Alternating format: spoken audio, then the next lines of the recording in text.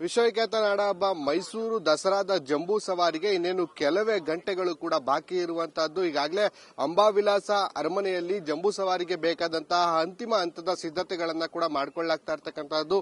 ನೀವು ದೃಶ್ಯಗಳಲ್ಲಿ ಗಮನಿಸ್ತಾ ಇದ್ದೀರಿ.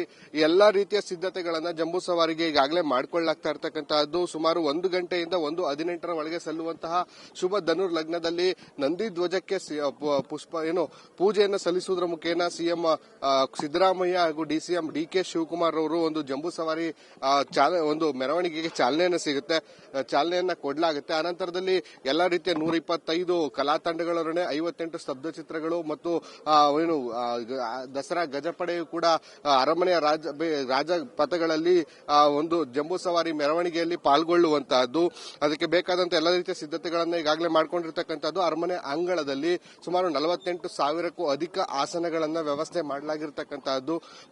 ವಿವಿಐಪಿ ಮತ್ತು ಇನ್ವೈಟೀಸ್ ಗಳಿಗಾಗಿ ಒಂದಷ್ಟು ಇದನ್ನ ಡಿವೈಡ್ ಮಾಡಿ ಎನ್ಕ್ರೋಚ್ ಗಳನ್ನ ಕೂಡ ಈಗಾಗಲೇ ಗುರುತು ಮಾಡಿರ್ತಕ್ಕಂತಹದ್ದು.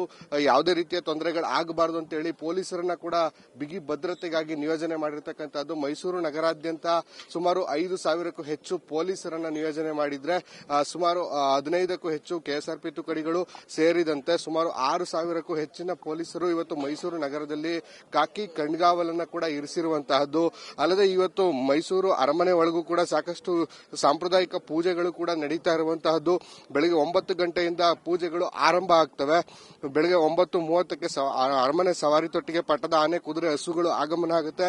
ಸಮಿ ಪೂಜೆಯನ್ನ ಯದುವೀರ್ ಒಡೆಯರ್ ಅವರು ನೆರವೇರಿಸುತ್ತಾರೆ. 10 ಗಂಟೆಗೆ ಸವಾರಿ ತೊಟ್ಟಿಗೆ ಯದುವೀರ್ ಆಗಮನ ಆಗಿ 10:10ರಿಂದ ಜಟ್ಟಿ ಕಾಳಗ ಆರಂಭ ಆಗುತ್ತೆ. ಜಟ್ಟಿ ಕಾಳದಲ್ಲಿ ರಕ್ತ ಚಿಮ್ಮುತ್ತಿದ್ದಂತೆ ಒಂದು ವಿಜಯ ಯಾತ್ರೆಯನ್ನು ಆರಂಭ ಮಾಡ್ತಾರೆ. 10:50ರಿಂದ 11:10ರವರೆಗೆ ಯದುವೀರ್ ಒಡೆಯರ್ ಅವರು ವಿಜಯ ಯಾತ್ರೆಯನ್ನು ಮುಗಿಸಿ ಭುವನೇಶ್ವರಿ ದೇವದಲ್ಲಿ ಬನ್ನಿ ಮರಕ್ಕೆ ಪೂಜೆಯನ್ನು ಸಲ್ಲಿಸಲಾಗುತ್ತೆ. ಅಷ್ಟೊತ್ತಿಗೆ ಧ್ವಜದ ಪೂಜೆಯು ಕೂಡ ನೆರವೇರಿ ಜಂಬೂ ಸವಾರಿ ಮೆರವಣಿಗೆಗೆ ಚಾಲನೆ ದೊರಕುವಂತಹದ್ದು. ಎಲ್ಲಾ ರೀತಿಯ ಸಿದ್ಧತೆಗಳನ್ನ ಈಗ ಅಧಿಕಾರಿಗಳು ಕೂಡ ಒಬ್ಬೊಬ್ಬರಾಗೆ ಬಂದು ತಮ್ಮ ತಂಡ ಈ ಸದಸ್ಯರುಗಳು ಸರಿಯಾಗಿ ಕೆಲಸ ಮಾಡ್ತಾ ಇದ್ದಾರೆ. ಎಲ್ಲಾ ರೀತಿಯ ವ್ಯವಸ್ಥೆಗಳು ಸರಿಯಾಗಿದೆ ಅನ್ನುವಂಥ ನಿಟ್ಟಿನಲ್ಲಿ ಒಂದಷ್ಟು ಪರಿಶೀಲನೆಯನ್ನ ಕೂಡ ಮಾಡ್ತಾ ಇರ್ತಕ್ಕಂಥದ್ದು. ಇದೀಗ ಅರಮನೆ ಅಂಗಳದಕ್ಕೆ ಮೈಸೂರು ಪೊಲೀಸ್ ಆಯುಕ್ತರಾಗಿರ್ತಕ್ಕಂಥ ಸೀಮಾ ಲಾಟ್ಕರ್ ಅವರು ಕೂಡ ಬಂದು ಪರಿಶೀಲನೆಯನ್ನ ನಡೆಸ್ತಾ ಇರ್ತಕ್ಕಂಥ ಅಂದ್ರೆ ಯಾವುದೇ ರೀತಿಯ ಲೋಪದೋಷಗಳು ಕೂಡ ಕಂಡು ಬರಬಾರ್ದಿಲ್ಲ. ಕಳೆದ ಬಾರಿ 60,000ಕ್ಕೂ ಹೆಚ್ಚಿನ ಆಸನದ ವ್ಯವಸ್ಥೆಯನ್ನ ಅಂಬಾವಿಲಾಸ ಅರಮನೆಯ ಒಳಭಾಗದಲ್ಲಿ ಮಾಡಲಾಗಿತ್ತು. ಆ ಸಂದರ್ಭದಲ್ಲಿ ಸಾಕಷ್ಟು ಗೊಂದಲಗಳು ಕೂಡ ಉಂಟಾಗಿತ್ತು. ಅದೇ ಕಾರಣಕ್ಕೆ ಇವತ್ತು ಪೊಲೀಸ್ ಇಲಾಖೆ ಮತ್ತು ಜಿಲ್ಲಾಡಳಿತ ಒಂದು ಚಿಂತನೆಯನ್ನು ಮಾಡಿ ಈ ಬಾರಿ 15,000ಕ್ಕೂ ಹೆಚ್ಚಿನ ಆಸನಗಳನ್ನ ಕಡಿತಗೊಳಿಸಿ ಕೇವಲ 48,000 ಆಸನಗಳನ್ನ ಕೂಡ ಮಾಡಲಾಗ್ತಾ ಇರ್ತಕ್ಕಂತಹದ್ದು. ನೀವು ಈ ದೃಶ್ಯಗಳಲ್ಲಿ ಗಮನಿಸ್ತಾ ಇದ್ದೀರಿ. ಇದು ವಿವಿಐಪಿ ಸೆಕ್ಷನ್ ಆಗಿರುವಂತಹದ್ದು. ಅಂದ್ರೆ ಸಿಎಂ ಸಿದ್ದರಾಮಯ್ಯ ಆಗಿರಬಹುದು, ಮುಖ್ಯಮಂತ್ರಿ ಮತ್ತು ರಾಜಕೀಯ ಗಣ್ಯರು ಕೂಡ ಆಗಿರುವ ಅವರು ಮತ್ತು ನ್ಯಾಯಾಲಯದ ಚೀಫ್ ಜಸ್ಟಿಸ್ಗಳೇನಿದ್ದಾರೆ ಅವರಿಗೆ ಈ ಒಂದು ಆಸನಗಳು ಮೀಸಲಾಗಿರ್ತಕ್ಕಂಥದ್ದು. ಅದರ ಪಕ್ಕದಲ್ಲೇ ವಿವಿಐಪಿಸ್ ಅಂದ್ರೆ ಶಾಸಕರು, ಸಚಿವರು ಇವರೆಲ್ಲರೂ ಕೂಡ ಬರ್ತಾರೆ ಅವ್ರಿಗೆಲ್ಲರಿಗೂ ಕೂಡ ಇಲ್ಲಿ ಆಸನದ ವ್ಯವಸ್ಥೆಗಳನ್ನ ಕೂಡ ಮಾಡಲಾಗಿರ್ತಕ್ಕಂಥದ್ದು.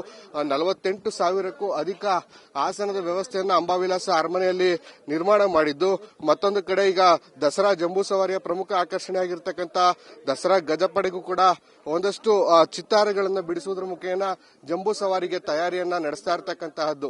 ಕ್ಯಾಮರಾ ಪರ್ಸನ್ ಶಿವಮೂರ್ತಿ ಜೊತೆ ಸಂದೀಪ್ ಕುಮಾರ್, ಅಶ್ವವೇಗ ನ್ಯೂಸ್, ಮೈಸೂರು.